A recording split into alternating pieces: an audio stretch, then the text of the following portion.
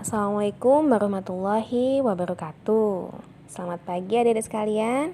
Bagaimana kabar hari ini? Semoga semuanya sehat ya. Sebelumnya saya ucapkan dulu selamat untuk peserta didik baru siswa-siswi kelas 7 SMP Negeri 2 Genteng, Sekolah Ramah Anak, Bebas Polusi, Penuh Prestasi. Oke, sebelum masuk pada materi, izinkan saya memperkenalkan diri terlebih dahulu.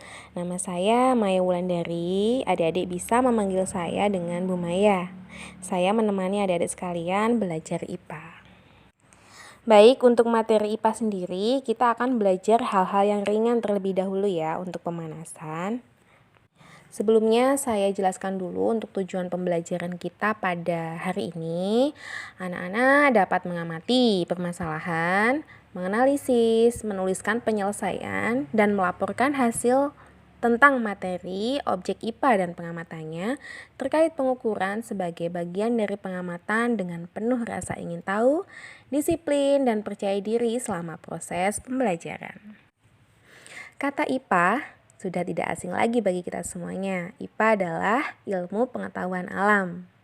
Untuk pengertiannya sendiri yaitu ilmu yang mempelajari segala sesuatu yang ada di alam sekitar kita.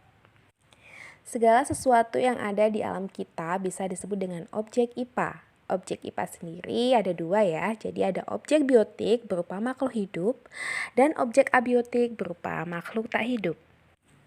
Untuk makhluk hidup sendiri dibagi menjadi tiga. Ada manusia, hewan, dan juga tumbuh-tumbuhan.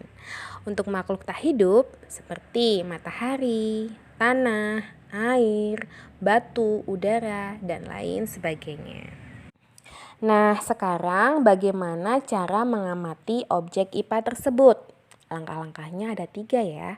Jadi yang pertama adalah pengamatan, yang kedua adalah inferensi, dan yang ketiga adalah komunikasi. Untuk langkah yang pertama adalah pengamatan. Pengamatan sendiri merupakan proses mengamati suatu objek dengan menggunakan panca indera atau alat peraga. Contohnya di sini adalah ketika kita mengamati seekor kerbau, ya, kita amati, itu namanya adalah pengamatan. Untuk langkah yang kedua adalah inferensi. Inferensi sendiri adalah proses merumuskan penjelasan berdasarkan hasil pengamatan. Jadi setelah kita mengamati, kita bisa menyebutkan ciri-cirinya. Jadi tadi kita mengamati kerbau ya. Ciri-cirinya kita bisa menyimpulkan bahwa kerbau itu berkaki 4, berwarna hitam, dan lain sebagainya. Nah, untuk langkah yang terakhir adalah komunikasi.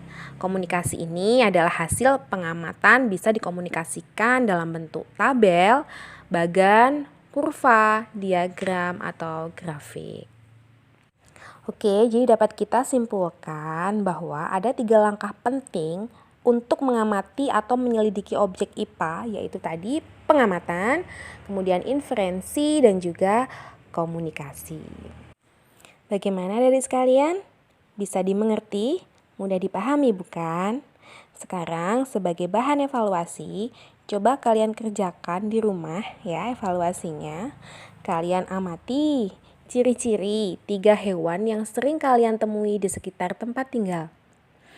Kemudian yang kedua, tulislah ciri-ciri hewan tersebut dalam bentuk tabel. Oke, untuk video pembelajaran pertama sudah selesai. Setelah ini adik-adik sekalian lihat video yang kedua ya terkait dengan pengukuran. Terima kasih. Assalamualaikum warahmatullahi wabarakatuh.